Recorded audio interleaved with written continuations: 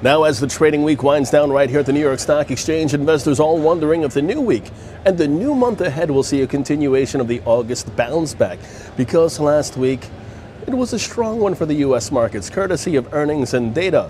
First, on the data front, weekly jobless claims falling and second quarter GDP revised upward, helping ease recession concerns amongst investors. And then, despite a smaller than expected earnings beat by NVIDIA, it was still a beat, and future guidance was raised for the company.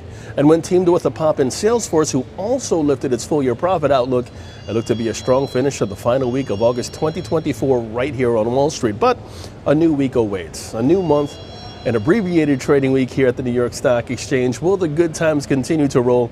Let's now take a look at what will likely move the markets in the week ahead.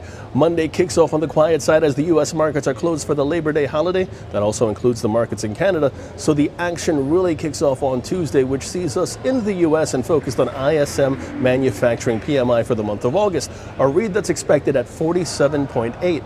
Wednesday kicks off in China with the Caixin Services PMI read for the month of August due out, a read that currently sits 52.1, while over in Canada, the Bank of Canada's interest rate decision awaits.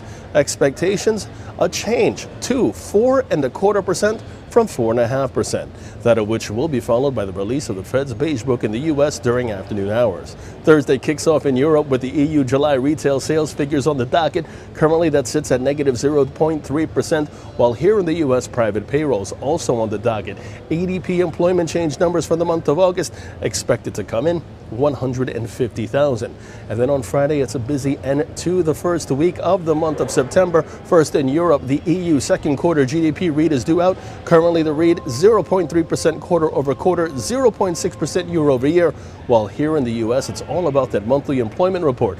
August non-farm payrolls and the August unemployment rate both due out. Non-farm payrolls currently 114,000. The unemployment rate currently 4.3%. Meanwhile, keep an eye on geopolitical updates as those headlines continue to move the markets historically. Remember, the U.S. presidential election just a little more than 2 months away, so keep those headlines in focus. And until next week, live from the New York Stock Exchange, I'm James Sweeney reporting for ICF.